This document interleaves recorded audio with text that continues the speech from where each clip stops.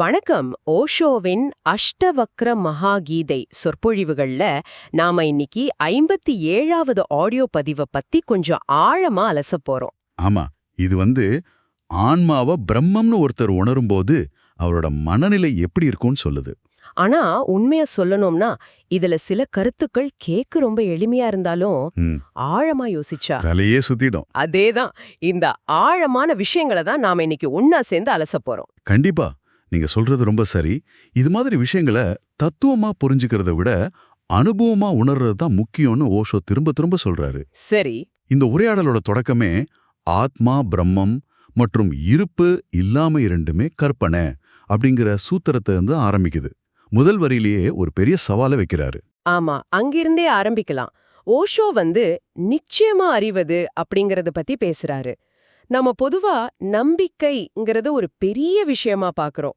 ஆனா ஓஷோ நம்பிக்கைக்கும் இந்த நிச்சயமான அறிவுக்கும் நடுவுல ஒரு பெரிய கோடு போடுறாரு. அது என்ன? இது ஒரு ரொம்ப முக்கியமான பாயிண்ட். ஓஷோவோட பார்வையில நம்பிக்கை, அதாவது விஸ்வாசங்கிறது சந்தேகத்தோட இன்னொரு ரூபம்தான். அப்படியா? ஆமா, உங்களுக்குள்ள ஆழமா சந்தேகம் இருக்கிறதுனால தான் அதை மறைக்கிறதுக்கு நான் உறுதியா நம்புறேன்னு திரும்ப திரும்ப சொல்லிக்கிறீங்க. ஒரு சுவர்ல விரிசல் இருந்தா அதை மறைக்க நாம பூசுற மாதிரி. ஓ ஓ ஒருத்தர் நான் உன்னை 100% நம்புறேன்னு ரொம்ப அழுத்தி சொன்னா அங்க எங்கேயோ ஒரு மூலையில சந்தேகத்தோட விதை ஒளிஞ்சிட்டு இருக்குன்னு ஓஷோ சொல்றாரு. அப்போ நாம பெருமையா பேசிக்கிற இந்த நம்பிக்கையே ஒரு பலவீனத்தோட வெளிப்பாடா? இது கேட்கவே கொஞ்சம் அதிர்ச்சியா இருக்கு. அப்போ சந்தேகமே இல்லாத உண்மையான அறிவு எப்படி வரும்? அது அனுபவத்தால மட்டும்தான் வர முடியும், வெறும் தர்க்கத்தால முடியாது. அனுபவத்தால? ஆமா, இதுக்கு ஓஷோ சொல்ற ராமகிருஷ்ணர் கேசவச்சந்திர சென் கதை ஒரு அற்புதமான உதாரணம். கேசவச்சந்திர சென் அந்த காலத்துல ஒரு பெரிய அறிஞர், பெரிய தர்க்கவாதி. கடவுள் இல்லைன்னு நிரூபிக்க விவாதம் பண்ண ராமகிருஷ்ணர் கிட்ட வராரு. ஒரு பக்கம் தர்க்கத்தோட வலிமை, இன்னொரு பக்கம் அனுபவத்தோட அமைதி.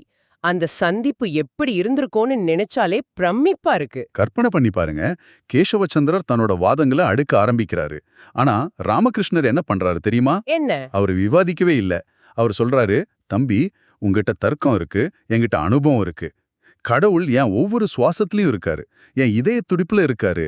இதை நீ எப்படி தர்க்கத்தால மறுக்க முடியும் அப்படின்னு கேக்குறாரு. வாவ்! விவாதத்தோட விதிகளையே மாத்திட்டாரு. அது மட்டும் இல்ல, விவாதம் நடந்துட்டு இருக்கும்போதே கேசவச்சந்திரோட அழிவை பார்த்து ராமகிருஷ்ணருக்கு அவர் ஒரு அன்பு வந்துடுது. ஓ! திடீர்னு எழுந்து போய் அவரை கட்டி பிடிச்சுக்கிட்டு, ஆஹா, இவ்ளோ அறிவான இவ்ளோ கூர்மையான ஒருத்தர் இருக்கும்போது கடவுள் இல்லாம எப்படி இருக்க முடியும்? உன் அறிவே கடவுள் இருக்கிறதுக்கு பெரிய சாட்சின்னு குழந்தை மாதிரி கொண்டாடுறாரு. வாதம் செய்ய வந்தவரோட ஆயுதத்தையே அவருக்காக திருப்பி விட்டுருக்காரு. தர்க்கத்தால ஜெயிக்க வந்தவர் அன்பால தோற்கடிக்கப்பட்டிருக்காரு. மிகச்சரியா சொன்னீங்க. கேசவச்சந்திரர் திகழ்ச்சி போய், நான் தர்க்கத்தால ஜெயிக்க வந்தேன், ஆனா உங்க அனுபவத்துக்கிட்ட தோத்துட்டேன்னு ஒப்புக்கிறாரு. இதுதான் ஓஷோ சொல்ற நிச்சயமான அறிவு. அது சந்தேகத்தால அசைக்க முடியாதது. புரியுது. ஏன்னா அது நம்மளோட சொந்த அனுபவமா மாறிடுது. ஆமா, அது கடன் வாங்கின ஞானம் இல்ல. சரி, இந்த அனுபவபூர்வமான அறிவு ஒருத்தருக்கு கிடைச்சிட்டா அது அவரோட உலக பார்வையை எப்படி மாத்தும்? இதுதான் அடுத்த பாயிண்ட்டுக்கு நம்மள கூட்டிட்டு போகுது. இருப்பு மற்றும் இல்லாமை ரெண்டுமே கற்பனையானவை. இந்த கருத்து தான் ரொம்ப குழப்பமா இருக்கு. ஆமா, எனக்கு வெற்றி கிடைக்குது, அது இருப்பு. எனக்கு தோல்வி கிடைக்குது, அது இல்லாமை. இது எப்படி கற்பனையாகும்? இந்த குழப்பம் ரொம்ப இயல்பானதுதான். ஏன்னா நாம இருமைகளுக்குள்ளதான் வாழ்ந்துட்டு இருக்கோம். ஓஷோ இதை விளக்க ஒரு கனவு உதாரணத்தை பயன்படுத்துறாரு. அது இதை ரொம்ப தெளிவா விளக்கும். சொல்லுங்க. ஒரு நாள் ராத்திரி நீங்க ஒரு பெரிய சாம்ராஜ்யத்தோட பேரரசரா இருக்கிற மாதிரி கனவு காண்றீங்க. செல்வம், அதிகாரம் எல்லாம் உங்க கால்ல. இது இருப்பு, அதாவது பாவம். கேட்கவே நல்லா இருக்கு. அடுத்த நாள் ராத்திரி நீங்க தெருவுல சாப்பாட்டுக்கு கஷ்டப்படுற ஒரு பிச்சைக்காரரா இருக்கிற மாதிரி கனவு காண்றீங்க. வறுமை, பசி, அவமானம், இது இல்லாமை, அதாவது அபாவம். இப்ப சொல்லுங்க, இந்த 2 கனவுல எது உண்மை? ரெண்டுமே உண்மை இல்ல.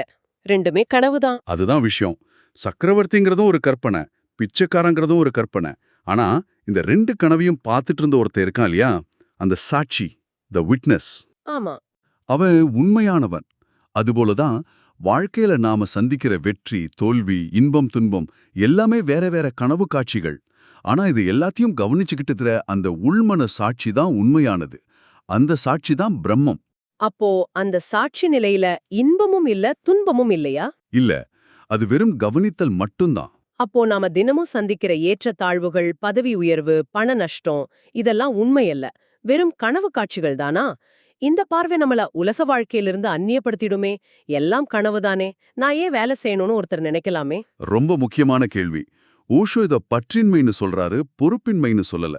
நீங்க உங்க கடமைகளை செய்யணும், ஆனா ஒரு நடிகனை போல. நடிகனை போலவா? ஆமா, ஒரு நடிகன் மேடையில ராஜாவா நடிச்சாலும் அவனுக்கு தெரியும் தான் ராஜா இல்லைன்னு. பிச்சைக்காரனா நடிச்சாலும் நாடகம் முடிஞ்சதும் தன் இயல்புக்கு திரும்பிடுவான். அதுபோல வாழ்க்கையில உங்க பாத்திரத்தை சிறப்பா செய்யுங்க, ஆனா அந்த பாத்திரத்தோட உங்களை அடையாளப்படுத்திக்காதீங்க. இது அந்நியப்படுறதில்ல, இதுதான் உண்மையான விடுதலை. சரி, இந்த விடுதலை நிலையை அடைஞ்ச ஞானி, அதாவது ஆசைகளே இல்லாத ஒரு நிஷ்காம புருஷன் என்ன செய்வாரு? என்ன பேசுவாரு? அஷ்டவக்ரரோட பதில் ரொம்ப ஆச்சரியமா இருக்கு. அவர் எதையும் அறியறதில்ல, எதையும் பேசுறதில்ல, எதையும் செய்யறதில்ல. இது எப்படி சாத்தியம்? புத்தர் 42 வருஷம் இடைவிடாம பேசியிருக்காரே. மறுபடியும் ஒரு முரண்பாடு மாதிரி தெரிகிற ஒரு ஆழமான உண்மை.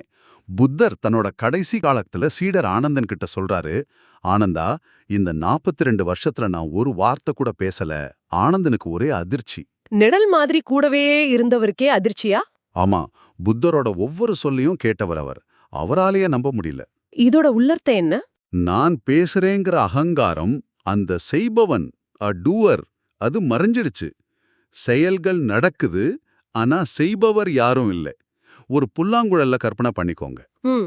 அதிலேந்து அற்புதமான இசை வருது, ஆனா புல்லாங்குழல் நான் வாசிக்கிறேன்னு சொல்ல முடியுமா?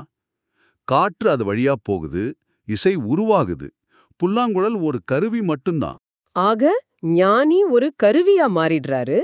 செயல்கள் அவர் வழியா நடக்குதே கவர அவரால செய்யப்படல. இதுதான் நான் பேசலங்கிறதோட அர்த்தமா? கரெக்ட். முகமது நபிக்கு குர்ஆன் அருளப்பட்டதுன்னு சொல்லுவாங்க. அவர் அதை எழுதல, அது அவர் வழியா வெளிப்பட்டது. மரத்துல பூ பூக்குது, மரம் நான் பூக்க வைக்கிறேன்னு முயற்சி பண்றதில்ல, அது ஒரு நிகழ்வு. அதுபோல புத்தர் வழியா தர்மம் வெளிப்பட்டது. செய்பவன் இல்லாத செயல். ஆமா, அதனாலதான் அந்த ஞானி எதையும் செய்யறதில்ல, பேசுறதில்ல. செயல் நடக்குது, ஆனா அகங்காரம் இல்லாதனால நான் செஞ்சேன்னு எந்த கிளைமும் இல்ல. இந்த செய்பவன் இல்லாத நிலை மனசுக்கு எப்படி இருக்கும்? நாம எல்லாரும் கவனச்சிதறலால, அதாவது விக்ஷேபத்தால அவதிப்படுறோம். ஒருமுகப்படுத்த, அதாவது ஏகாக்கிரதாவுக்கு முயற்சி பண்றோம். அந்த யோகிக்கு இந்த ரெண்டும் எப்படி இருக்கும்? அந்த யோகிக்கு கவனச்சிதறலும் இல்ல, ஒருமுகப்படுத்துதலும் இல்ல. ஏன்னா இந்த ரெண்டுமே முயற்சி சம்பந்தப்பட்டது. சரி. ஓஷோ ஒரு அருமையான உதாரணம் சொல்றாரு. நீங்க தியானத்துல உட்கார்ந்திருக்கீங்க, வெறி ஒரு நாய் குறைக்குது. இது கவனச்சிதறலா? இல்லையா? இல்ல. அந்த நாய் குறைக்க கூடாது, அது என் தியானத்தை கெடுக்குதுன்னு நீங்க அதுக்குள்ள எதிர்வினை ஆற்றீங்களே, ரியாக்ஷன், அதுதான் கவனச்சிதறல். ஓ, அப்போ சத்தம் ஒரு தொந்தரவு இல்ல, சத்தத்தை பத்தி நம்ம மனசு போடுற தீர்ப்பு தான் தொந்தரவு. மிகச் சரியா சொன்னீங்க. உண்மையான தியான நிலையில நாய் குறைக்கும் சத்தம் உங்க காது வழியா கடந்து போகும், ஆனா அது உங்களுக்குள்ள எந்த அசைவையும் ஏற்படுத்தாது. ரங்கூன்ல ஒரு பெரிய சந்தைக்கு நடுவுல ஒரு பர்மிய தியான பள்ளி இருந்ததா ஓஷோ சொல்றாரு.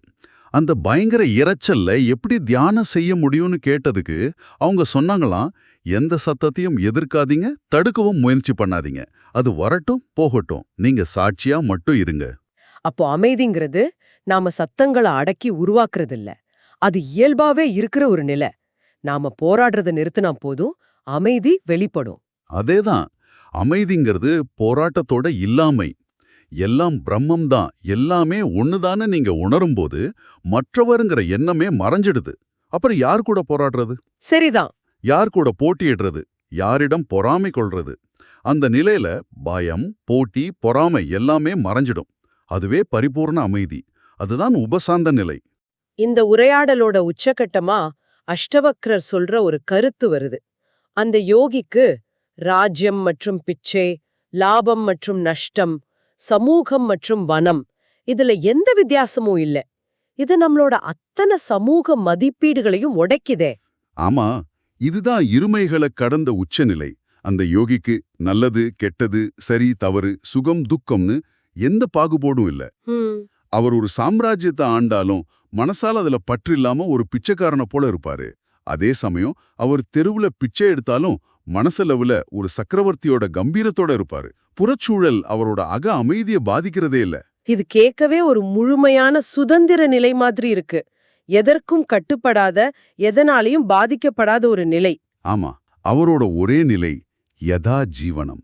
அதாவது வாழ்க்கை எப்படி இருக்கோ அப்படியே, வாட் இஸ் இஸ். எந்த ஒரு மாற்றத்தையும் அவர் எதிர்பார்க்கறது இல்ல. என்ன இருக்கோ அத முழுமையா எந்த விதமான தீர்ப்பும் இல்லாம ஏத்துக்கிறார். முழுமையான சரணாகதி. ஆமா, அதுதான். இது இயேசு சிலுவையில அறையப்பட்டப்போ, பிதாவே என் விருப்பம் இல்ல உமது விருப்பமே நிறைவேறட்டும்னு சொன்ன மாதிரி இருக்கா? மிக சரியான இணைப்பு அதுதான். சூஃபி ஞானி மன்சூர் அனல் ஹக், அதாவது நானே கடவுள்னு சொன்னதுக்காக கல்லால அடிச்சு கொல்லப்பட்டப்போ அவர் சிரிச்சாருன்னு வரலாறு சொல்லுது. ஆச்சரியமா இருக்கே. ஏன்னா நடக்கிறது நடக்கட்டும், இதுல ஏன் விருப்பம்னு எதுவும் இல்லைங்கிற முழுமையான ஏற்புத்தன்மை அவருக்குள்ள இருந்துச்சு. இந்த ஏற்புத்தன்மை வரும்போது சொர்க்கமும் நரகமும் ராஜ்யமும் பிச்சையும் ஒன்னா தெரியும். ஏன்னா எல்லாமே பிரம்மத்தோட வெவ்வேறு வழிபாடுகள். அப்போ இந்த ஆழமான உரையாடலோட சாராம்சம் இதுதான். உண்மையான விடுதலைங்கிறது நான், என்னுடையதுங்கிற அகங்காரத்தை முழுமையா கரைச்சிட்டு, வாழ்க்கை எதை கொடுத்தாலும் அது ஒரு சண்டையும் இல்லாம முழு மனசோட ஏத்துக்கிறதுல தான் இருக்கு. மிக அழகா தொகுத்தீங்க. அதுதான் இது நம்ம விருப்பு வெறுப்புகள்ங்கிற சிறையிலிருந்து வெளியே வந்து பிரபஞ்ச உணர்வோட ஒன்னா கலக்கிற ஒரு நிலை. ஆமா. இறுதியா இத கேட்கிற உங்களுக்கு ஒரு சிந்தனையை விட்டுட்டு போறேன். ஓஷோ சொல்ற மாதிரி இது ஏதோ ஒரு நாள்ல அடைய வேண்டிய ஒரு பெரிய ஆன்மீக இலக்கு இல்ல. இது ஒவ்வொரு கணமும் நாம பயன்படுத்தக்கூடிய ஒரு சாவி. ஒரு சாவி.